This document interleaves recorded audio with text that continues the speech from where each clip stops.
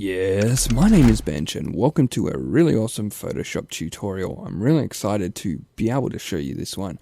It's creating this cool Easter cloudy smoke thing in Photoshop. Let's jump right on into it. So what we'll do is we'll start off with a new document. You'll see here it's 1920 by 1080. Like so, and it doesn't really matter what the background is because we're just going to cover it with an image layer anyway. In this case, I'm picking one for Melbourne. Now I've just dragged this in as a file. It's selected it and set me up to be able to scale it.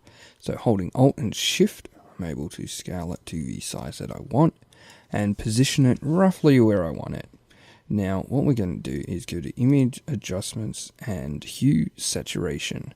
Now we can also use the hotkey Control U or Command U, I think it is on a Mac, and we're just going to adjust this value here, the saturation.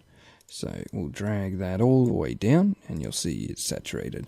Now this is pretty much grayscale, but it's a little too warm for me. So what I'm going to do is create a new solid color, so you can see there where that option is, and we're going to choose sort of like an off-white, so it's a little warm, like so. And then what we'll do is in the blending mode, we'll go down to divide. And if we select that, you'll see it's a lot cooler now. So there it is with it off, and there it is with it on. Now, in the same area we picked our solid color, we're going to go down and we're going to select curves, and we're just going to mute this background a lot because we really want to have our colored smoke really stand out. So we'll find a nice little range here where it's not too bright, but we still get a decent amount of detail. So about there is good. Now, what we want to do is we want to find the center of our document. So if we hit Control R, you'll see we create our rulers. And from here, we can then right click and select percent. From here, we can see where the 50% is, which is halfway in our document. So if we drag this, drag out from each of the rulers, you'll see it kind of snaps into place at the 50% mark. Now if it's not snapping, you need to go up to View and select Snap here, and what we'll do is drag down the other one and you'll see snap there, and there we go. We know where the center of our document is. So grabbing the text tool, we're going to click in the middle and we're just going to type the word Easter. Now I am using the Avantgarde LT book font and I've boldened it. So I'm using this rather than like a medium font because I just like that it's not too thick, so we can have a bit more of our smoky look come through. We're just going to roughly position it where we're going to go. Now if we grab the rectangle tool and we're going to swap to white, and we're just going to drag that out from the middle. You'll see we've got a nice box there, like so. Now selecting that, we're going to go up to the top here and we're going to select the stroke and make the stroke white, and we're going to go and select the fill and make it empty, and there you go. We've got ourselves a nice border around, and we can thicken that up slightly if we so choose, or make it less. Let's go for something like 5. There we go. So that's good. Now we have a little bit of text that we put on the bottom, so what I'm going to do is go into the layer panel over here, and holding Alt, I'm going to drag the text layer, and that is going to let me create a new copy of it, and holding Shift I can drag it down, and then hitting Control T I can then scale it, which is awesome. So we're going to type the words, He is risen, and we'll go ahead and we can just switch it from bold to normal, and down here in the tracking, which is the VA, we can widen it up so it's a bit more negative space amongst things, and we're just going to line it up there, which is roughly where I want it. Now in order to mask this out, what I'm going to do is I'm going to actually select my rectangle layer, and I'm going to add a new group like so, and just make sure that I've dragged that in there. The other way to do that is by selecting the layer and hitting Control or Command G. Now, selecting that group folder now, I'm going to select this button down here, which is the layer mask. And you'll see it auto selects that. And then I can go in my tool panel, grab the marquee tool. I'm using the rectangle marquee tool, and then dragging it out from that vertical center line and holding Alt, I can select an area that I want to get rid of. Now, if I go and grab the eraser tool, and just make sure that you've got black as your background color, otherwise you'll be rubbing out into white and it won't work because we're on a layer mask. And you'll see I've just rubbed that area out, and there we go. So that's looking all good there.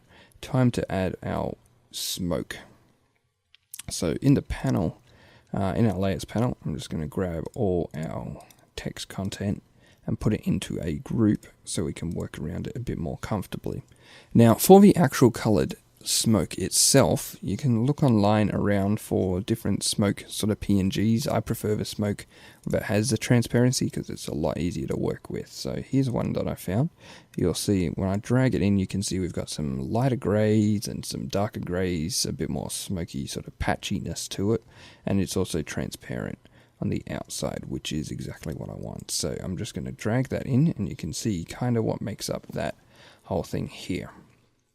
But it's very sort of, it's very colorless, and we want colored smoke. So what I'm going to do is go down to Effects, down here, and I'm going to select Color Overlay.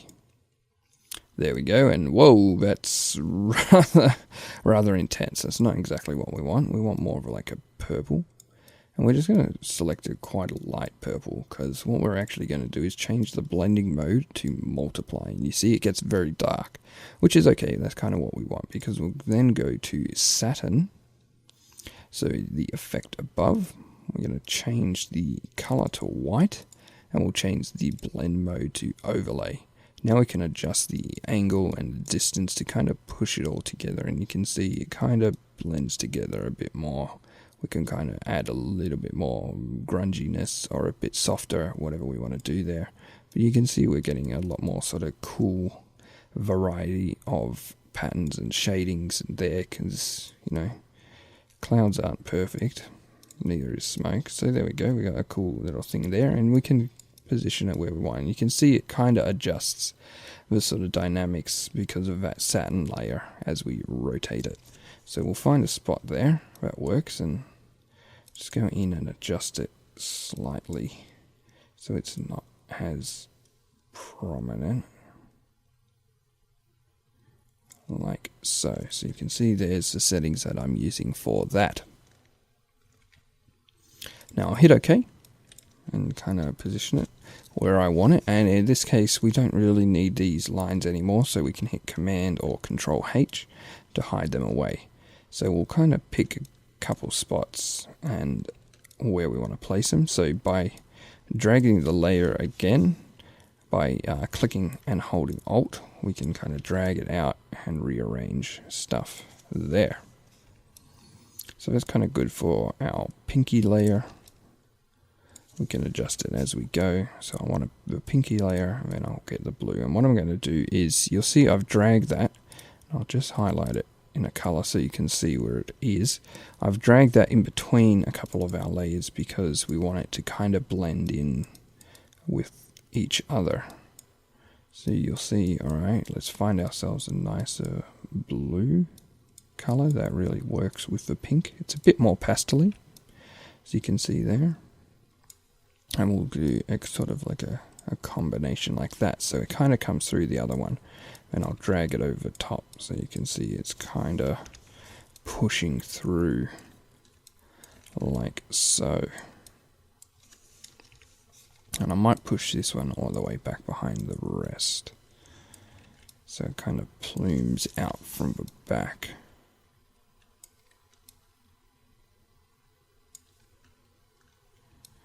Alright, and we'll do one more color,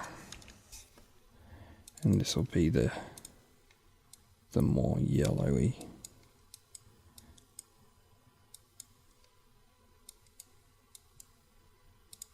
Like so.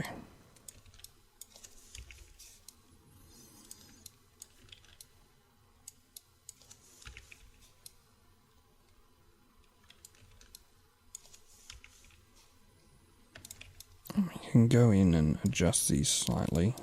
I might push it around a bit more and then bring the pink down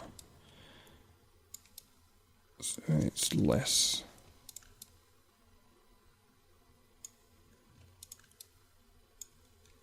So we kind of get a bit more dynamic in between all of them, which is looking really cool. Now the other thing we can do, which I'll just change this so we can see, is we can duplicate that and actually shrink it. So holding Alt and Shift, we can scale it down, and you'll see we kind of get a bit more contrast with it. And we'll zoom in here a little bit so you can see that it adds a bit more depth to it. And that's because it's combining all that and condensing all those textures together. So you can see there, so we're getting a lot more clarity. And we can kind of pick some areas. You wouldn't do it with all areas, but you kind of pick some areas to do it. And if we grab our eraser, we can erase some of the spots so that it blends a little bit better, like so.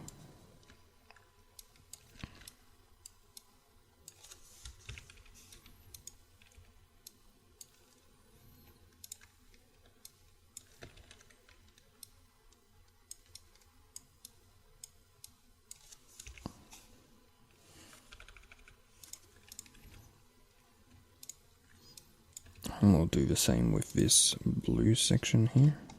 Trying to avoid... if you find you keep clicking on the Easter, you can lock the group, which is helpful. Go away.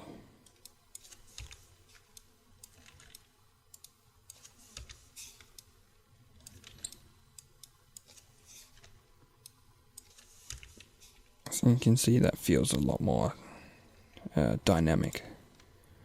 And here, a purple section. Just kind of like small little hints of it. And every image and every sort of layout that you do is going to be different as well, so you kind of just adjust as you go.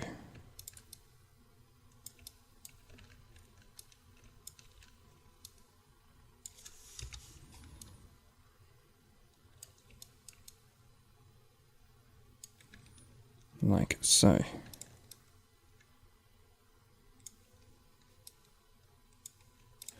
And now what we can do is actually grab some of those smaller layers, and we're going to Alt click and drag them actually above our group with the text. This is going to let us sort of position some stuff like it flows over our actual text and border. So you can see it looks kind of cool like that. And we can grab one for the other side and just kind of find a position that really works, even if it's just something subtle like so. Again with the blue, doing the same thing. And feel free to go in and adjust the satin layer if you're finding it's kind of clashing.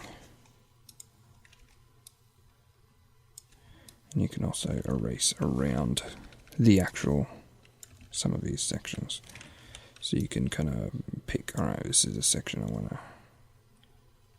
give some space to, so I can get some subtle stuff starting to come over.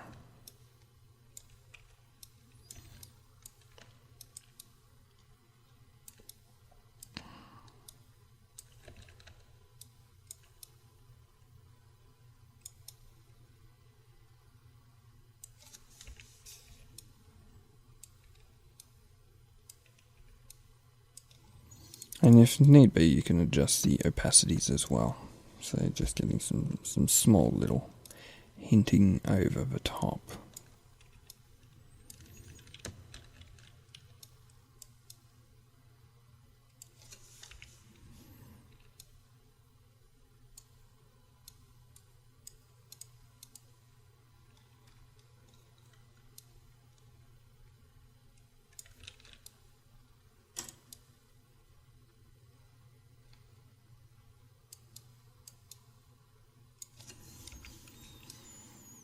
Like so. So there we go, we've got it. And if we zoom in, we can see just how sort of energy we have in all that.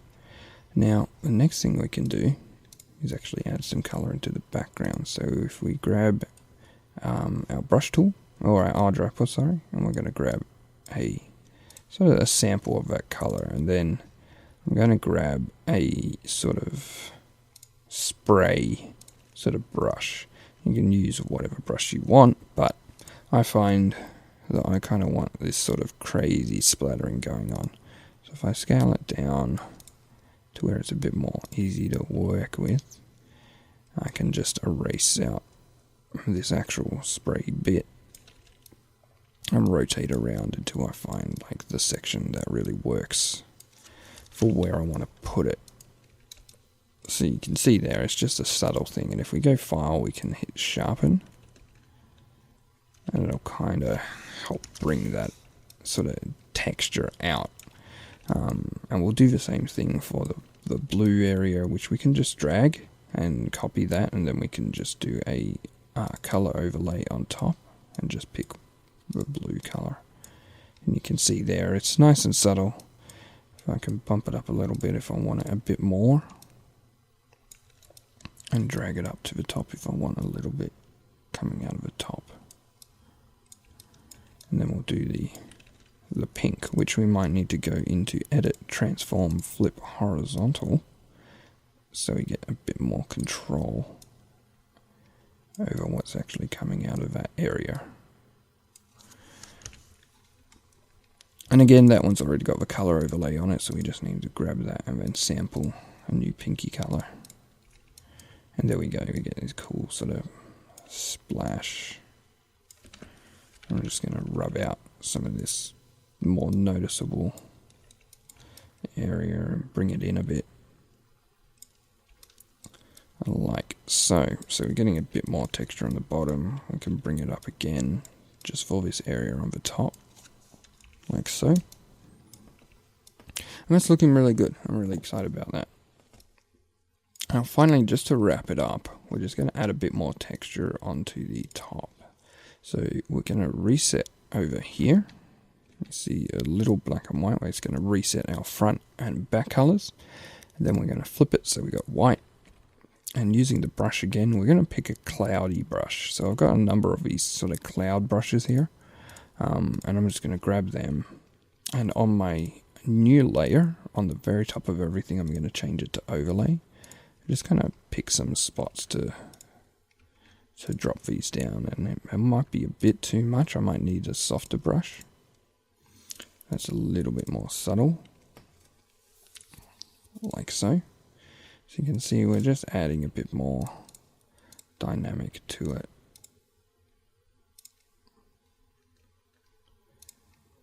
And that helps also blend in everything a little bit more.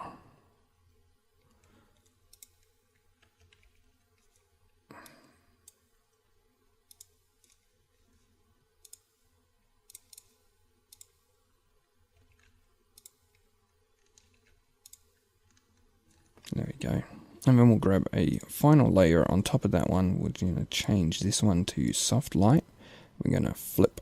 So we got our black as our color now that we're dropping on. And we'll pick something that kind of can sit over the top. And that kind of adds a bit more dynamic to it. If we just find a couple spaces that really suit it. So we'll grab that one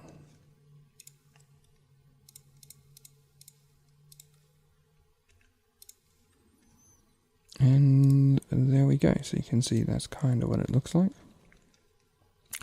And we'll just show you it there in all its majesty. So there you have it. There is our crazy coloured smoke Easter themed background, and that's sized for our whatever backdrop screens we want. You can use it in a number of different ways, and you can change the background, the image, however you want it. All kinds of different things you can do, and it's really easy to change up if you so wish. But until next time, my name is Bench. Thanks for watching.